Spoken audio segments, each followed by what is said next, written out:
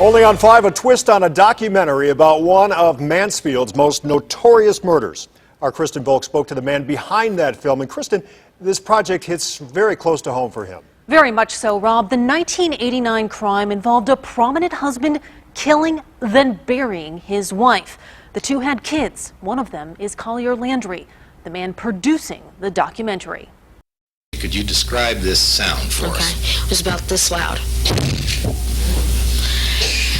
And then about a minute and a half later, I heard, half a minute later, I heard a thud like this.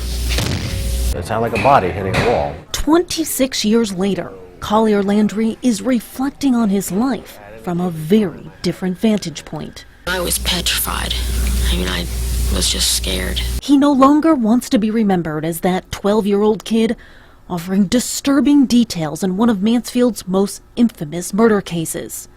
The defendant, his dad, John Boyle, a prominent osteopathic doctor in Mansfield at the time. John F. Boyle, Jr., I now sentence you to life imprisonment. Convicted of murdering his wife, Collier's mom, Noreen, back in 1989, then burying her in the basement floor of Boyle's new home here in Erie, Pennsylvania. I was extremely afraid of my father, and I always have. I'm doing something positive with this story. It doesn't just end at the negative. Instead, Collier is looking back on his childhood as an executive producer and wants others to see him for his artistic abilities.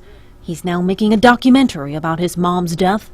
His mission, to show others there is hope. You can go through something as tragic as this, you can still come out on the other side as unscathed as possible. And he believes his mom would be proud of him and his project. She was a wonderful woman and didn't deserve to get murdered.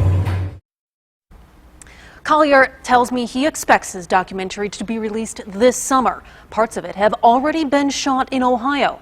Meanwhile, his dad remains in prison. Rob?